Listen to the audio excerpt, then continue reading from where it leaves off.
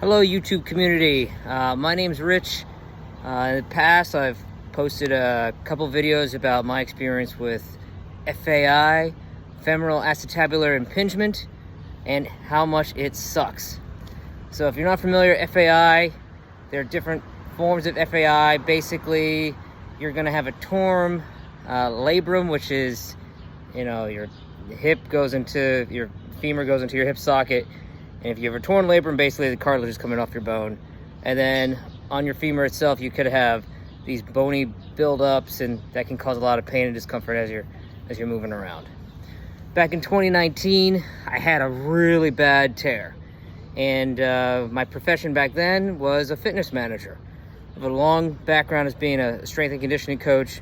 Really hit it hard in the fitness space. Did competitive powerlifting, Olympic weightlifting, competitive running. It's like that was just my passion in life. Health is wealth, and everything I did was related to living that lifestyle. And then 2009 hit, and I felt like I took a shot. I couldn't sit comfortably for any period of time. I could no longer run. I couldn't squat, but I was still able to use my arms and all that stuff. But it felt like a disability where it just completely disrupted my quality of life, and I had a lot of trouble doing activities of daily living that I took for granted. So that was 2019, right before the pandemic. And then when the pandemic hit, I went to nursing school, and that was a struggle bus because studying, you have to sit. And I could not sit. Literally, you have a torn labrum and you're going to be in deep hip flexion.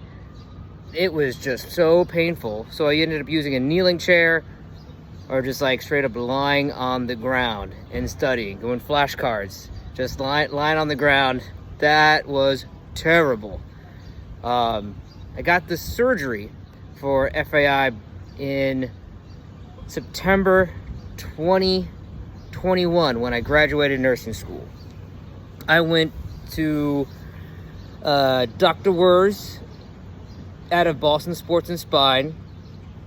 He had done many of these surgeries before, and I was diagnosed after lots of conservative therapy, physical therapy, corticosteroid injections, 2 of those. I even did EPAT, extracorporeal shockwave therapy, a lot of therapies.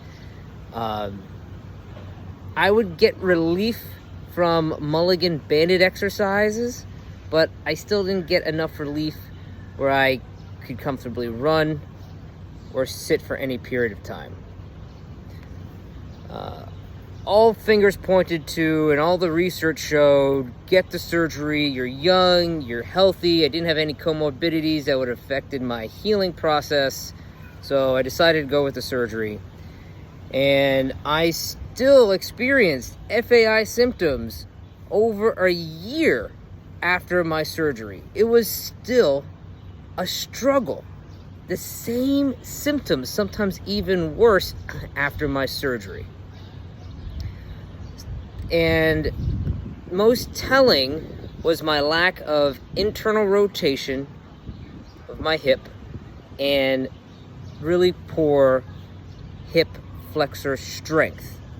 So I'll talk more about that in a minute, but also what happened to me after surgery is, after surgery, taking a bunch of drugs, an off use of losartan, which I didn't know until about a year ago.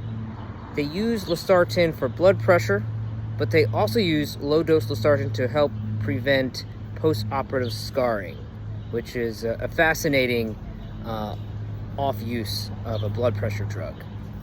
Unfortunately for me, I went orthostatic.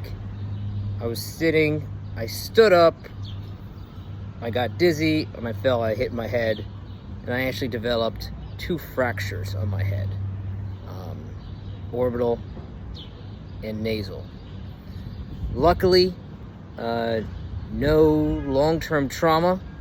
I definitely got a concussion because I lost consciousness and I had the worst black eye you have ever seen, and I had residual black eye for probably like 8 months after that.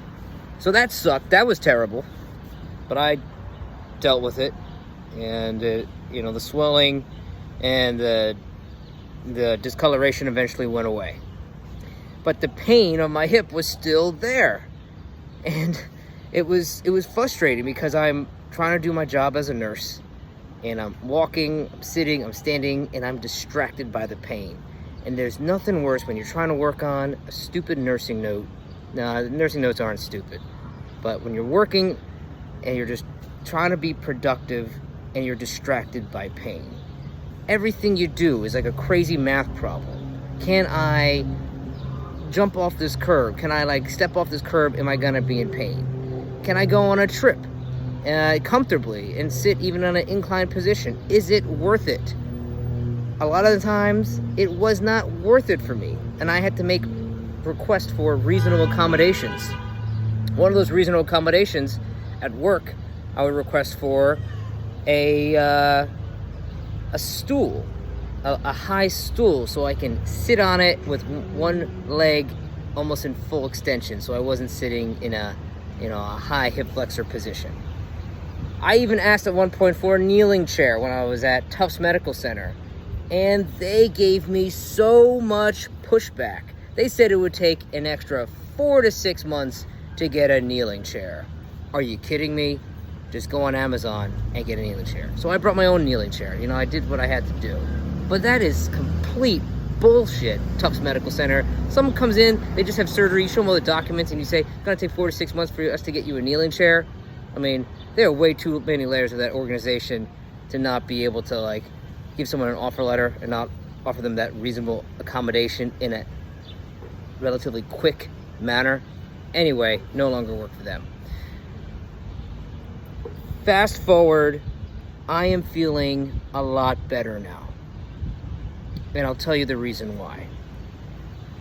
Initially, post-op, I had really poor internal rotation and right hip flexor strength.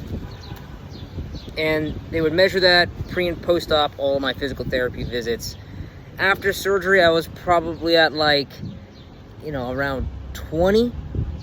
And now I'm at, close to 40 consistently. Never above 40, but always above 35.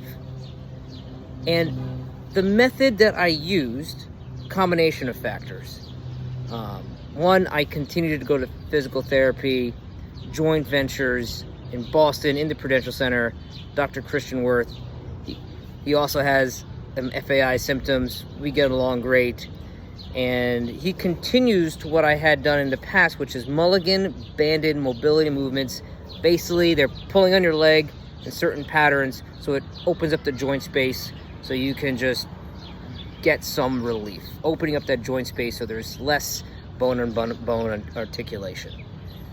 So that probably helped me the most out of everything. In addition to that, strengthening my glute medius, my adductors, my hip flexors in a truly consistent manner.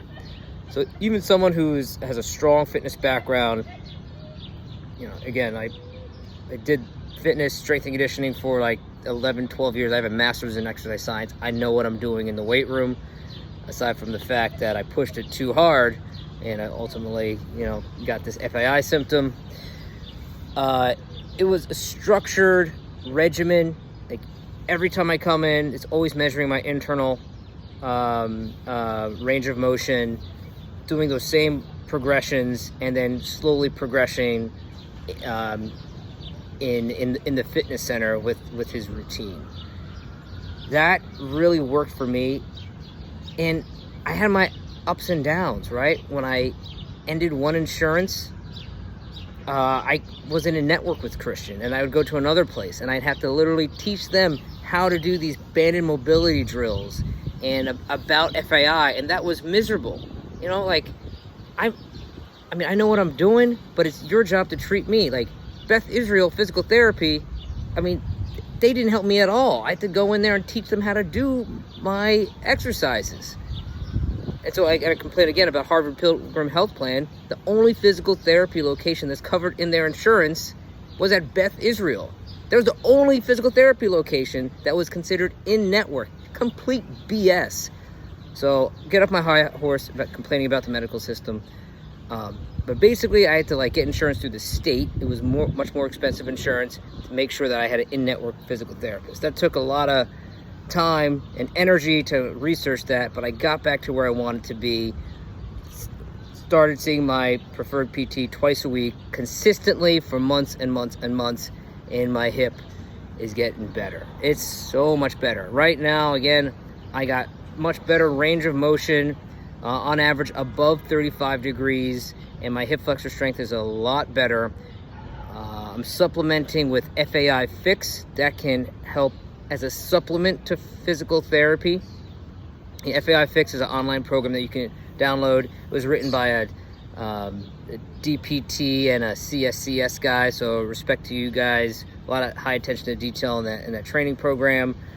But seeing your PT on a regular basis is really helpful, and avoiding the patterns that give you pain and discomfort, gradually moving back into return to sport. And currently, I weigh like $150. So, doing 100 pounds over body weight is as far as I'm gonna go for a back squat. And I'll be fine just squatting 225 for the rest of my life. I'll occasionally push it to 250, but the cost benefit ratio isn't really worth it for me anymore. I can lunge. I still have some running anxiety. I'll run like 3 miles slow, and that's changed a lot because I would be able to do, 3 miles under around 18 minutes. Like I was moving. I was feeling good. Got to continue to do a lot of glute med strengthening, adductor strengthening, and hip flexor strengthening. So that's my story. I struggled with pain for a year and over a year after my surgery. It wasn't a smooth transition for me whatsoever, but there is light at the end of the tunnel. Find a good PT, understand how to use your insurance, try out FAI Fix as a supplement to PT, and if you have questions about kind of my process and steps I took to finally get some relief, feel free to message me. I'm sitting here, I'm pretty comfortable, but I still try to stand up every so often to unload the hip a little bit. But I gotta say, be gracious for the capacities that you do have. If you have some FAI symptoms now, go see your PT and get some treatment done, because you don't want to happen what happened to me, where you couldn't sit for any extended period of time. Well, that's all I got. I wish you the best.